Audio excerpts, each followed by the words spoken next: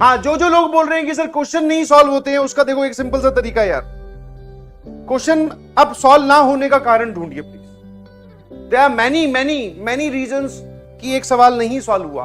Calculation error अगर reason है तो मतलब आप जल्दबाजी कर रहे हैं। कॉन्सेप्ट ही नहीं पता है तो इसका मतलब सर आपने पढ़ाई नहीं की है। समझ में आया? बहुत सारे रीजंस हैं, तो आप उस रीजन को पकड़िए। और ऐसा आप आईआईटी जेईई की तैयारी कर रहे हैं, आप आईआईटी जेईई के लिए प्रैक्टिस कर रहे हो, तो ऐसा होगा कि आपसे क्वेश्चन नहीं सॉल्व होंगे, ऐसा होगा। दिस इज ए पार्ट, आप इससे ज्यादा घबराए नहीं।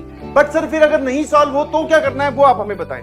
तो आप उन क्वेश्चंस जो जो आपसे नहीं सॉल्व हुए, आप उसमें कहां अटके वो लिखो उन सवालों के नीचे। इसकी सर मुझे लैंग्वेज डिफिकल्ट लगी, इसमें मैंने कैलकुलेशन एरर किया, इसका मुझे कॉन्सेप्ट ही नहीं पता था, इसका मैंने फॉर्मूला गलत लगाया।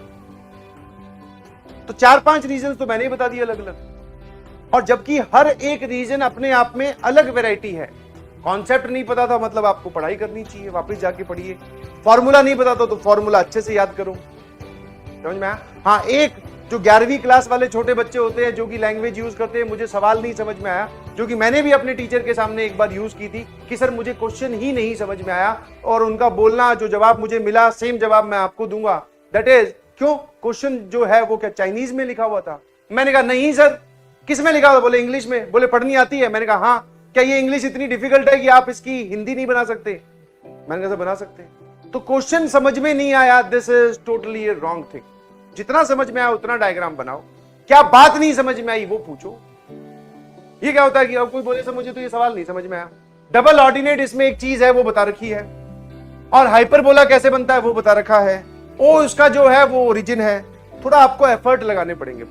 बैठे बैठे कुछ नहीं होता, और जो होता है उससे सिर्फ दिमाग खराब होता है। समझ में आया? बैठे बैठे होने से समझ में आएगी नहीं समझ में? स्पीड अपने आप बढ़ेगी। आप क्या पहले ही दिन जब पैदा हुए थे सीधे ही भागने लग गए थे क्या? नो सर, हम थोड़े बड़े हुए, फिर हमने चलना सीखा, धीरे धीरे बोलना सीखा, फिर हमने ABCD सीखी, काउंटिंग सीखी, आज हम इतने कैपेबल हो चुके हैं कि ये।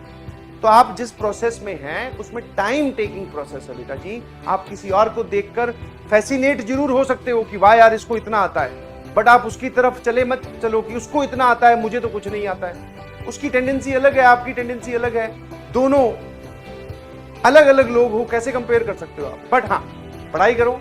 स्पीड को इंप्रूव करने का जो तरीका है वो ये है कि घर पे आप जो भी सवाल सॉल्व करते हैं, और ये तरीका सबको बताया जाता है। अगर मान लो अभी मेरी बात 10,000 लोग सुन रहे हैं, तो ये सारी बातें 10,000 लोगों को बुलाऊंगा। समझ में आया?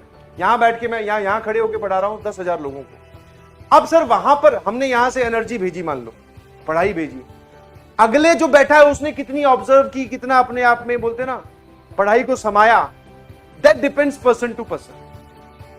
तो ये तरीका पहले भी बता चुका हूं, फिर बता रहा हूं, दैट इज कि जब भी आप क्वेश्चन घर पे सॉल्व करो तो टाइमर लगाकर, वो एक घड़ी आती है ना, टाइमर लगाकर, अलार्म लगाकर, मोबाइल में मत, वो उस घड़ी में लगाओ, घर पे मिल जाएगी, अलग से खर्चा करने की जरूरत नहीं है। ताकि हमें पता चल जाएगी 1 घंटे मैं टारगेट लेके बैठा था 30 सवालों का, 1 घंटा हो चुका है, मैंने 20 ही किए हैं। तो आपको अब समझ में आ गया, अपने आप एक हल्का सा हमें चेक मिला कि अब हमें अगला जो 1 घंटा होगा उसमें 30 करने ही करने हैं।